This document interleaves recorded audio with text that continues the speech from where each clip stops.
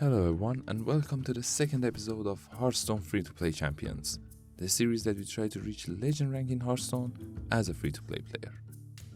In this episode we will be building two Warlock decks together, and we'll talk about two games that we played for each of them, or maybe one for one of them.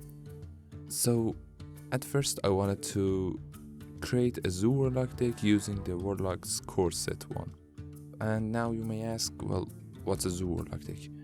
Well, basically a Zoo deck is one that uses cheap minions and buffs to control the early board, and after getting complete board control, they will start pushing damage to their opponent's face and win the game that way. And Warlocks are especially good at doing this because of their hero power, letting them keep getting minions and keep getting that card draw and never run out of gas. So I said that we need cheap minions and buffs, and as you can see, I made the mistake of adding some high costed minions into my deck, and that was, well, a big mistake. So what you want to do when you're trying to build a Zoo deck is you don't want, well, at least as much as you can, you don't want to have any minions that costs more than, well, 4 or even 3.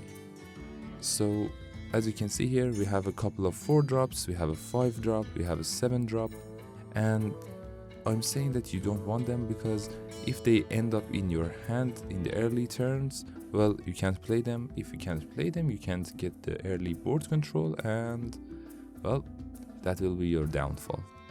And, well, that's basically it. And now let's start our first game playing the Zoo Warlock deck. So I'm going to show you one game for this Zoo Warlock deck, and you can see if you liked it or not.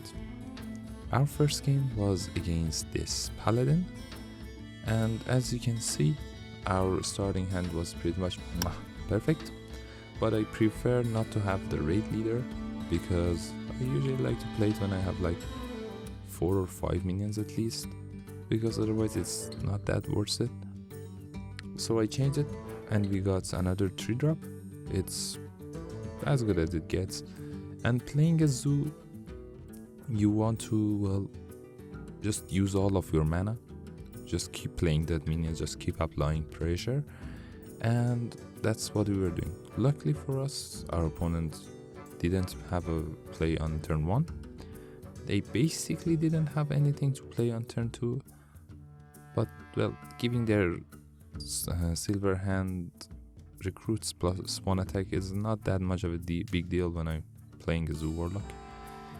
I especially like this Farwatch post in this deck because, well, as I explained earlier, you just want to prevent your opponent from getting any board control and increasing the cards that they draw by 1 in their cost. Well, that was a weird sentence.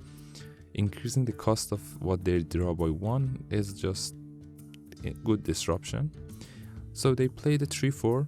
I just played my minion and gambled to get the buff on my Crocolisk thing that has the frenzy effect, and luckily I got it.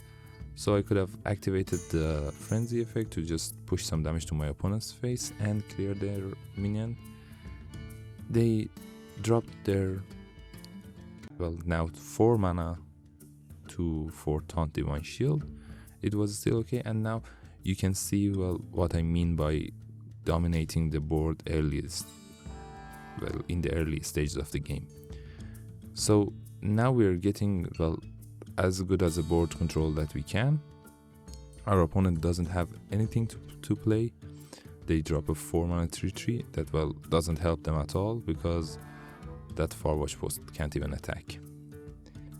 And, well, basically from this point forward we were just going to win the game. So all you need to do when you're playing a Zoo deck is just applying pressure and just kill whatever they have, while trying to have as many minions alive as you can. Sometimes though you will just lose to the board clear, but luckily for us they didn't have any and we just won the game. So After that, I played some more games and, well, we weren't winning them, so I decided to create a control deck. So we discussed what a control deck is in the previous episode, so I'm not going to talk about it a lot. So we added Drain Soul to have a cheap way to destroy a minion in the early stages of the game and get some life in the process. We have Hellfire to clear a group of minions that have less than 3 HP. We have Siphon Soul to clear a big threat and restore some health. We have our Brightwing to get a random legendary, because random is always good. Our Overload Ransack to clear a minion and just buff our hand. We have Vol'jin because, as you can see, we have some high costed minions, and well, if we manage to swap a low cost minion with a high cost one, it's just good value. We have Silas Darkmoon to be able to steal one of our opponent minions if they place it poorly, and well, we can just steal it if it's a big threat. And we have some other cheaper minions just to be able to stall the early game, like Mankirk, like the Scorpid, like our lone champion, and well, we're going to add Anayotron here. And we have some late game bombs, Alexstrasza, Ysera, and Strongman that will be corrupted when we play anything more than 7 cost, turning it into a 0 mana 6/6. And well, that's basically the plan here. We just want to stall the early game, have some minions to just make our opponents busy with them, and then in the late game we will just clear their board, restore a lot of HP, and just run over them in the late game. So that was pretty much all I wanted to add in this deck. And at the last few cards I was just hesitant about what to add. I wanted to add something cheap, and I was like, let's add something just to make sure that I won't die in the late game.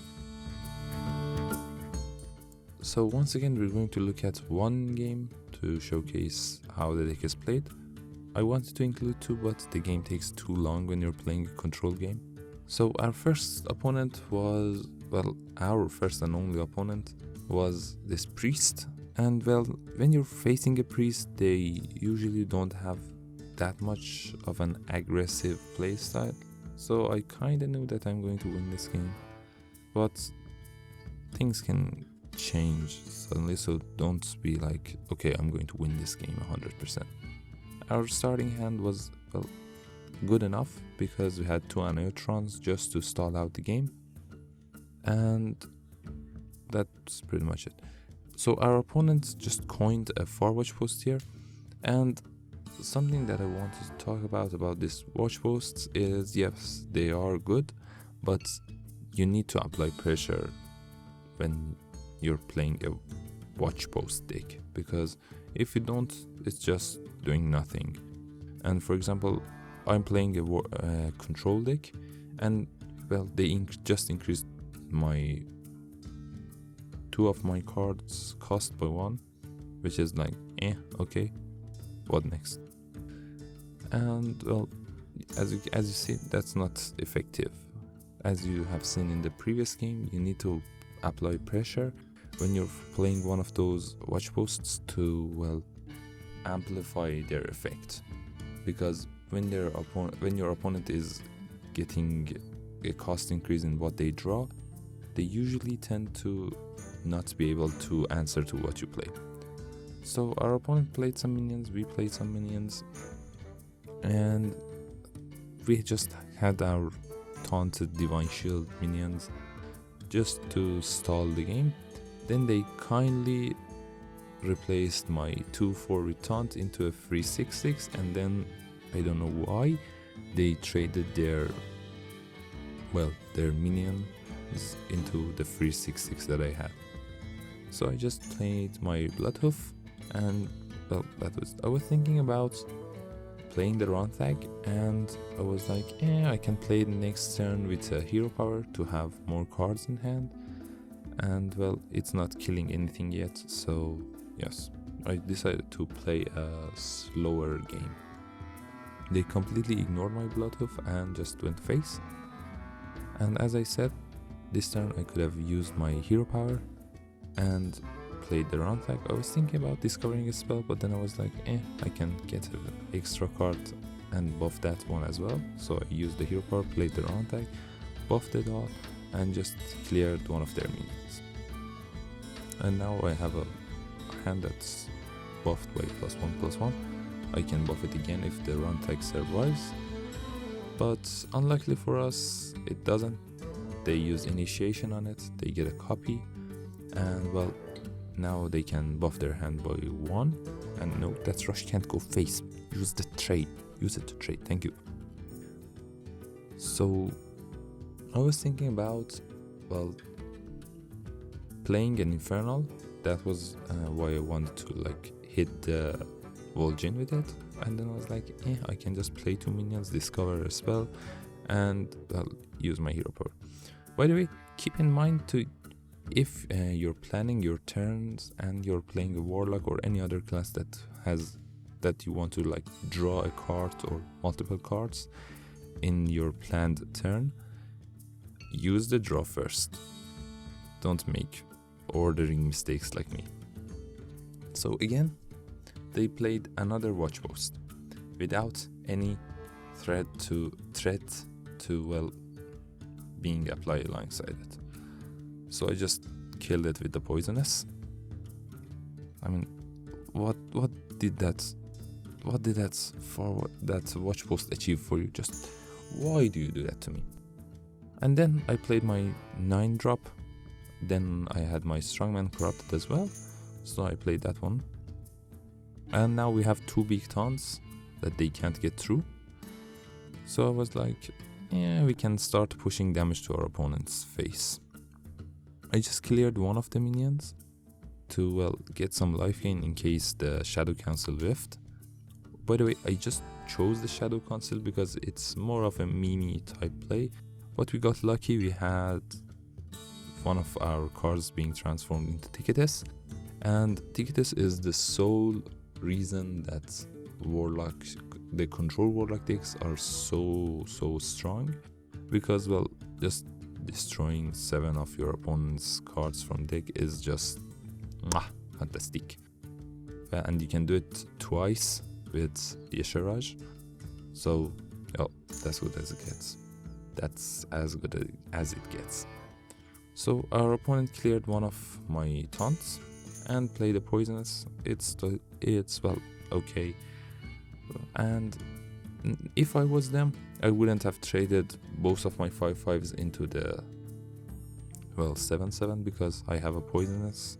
The opponent, being me, has to like take care of them. But well, they helped us by attacking and, well, losing their 5/5s. So the next time I just took it slow, played my high costed minion just to corrupt Ticketus, and I don't know why they skipped their turn. And the next turn I just played the Ticketus knowing that, well, we won the game, and our opponent, also realizing that, just conceded the game. And well, that was pretty much all I wanted to show you with this control deck. So all you need to do when you're playing this deck is just not let your opponent do anything. And then you will find a way to win along the way. Your opponent will either run out of resources, or you will just play some big threat that they can't answer, or something like that. So that's all I wanted to show you in this episode of Hearthstone Free-to-Play Champions. In the next episode we will be starting our first arena run. We're going to talk about what arena is. And well, that's all.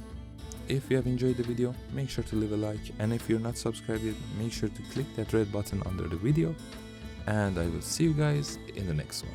See ya!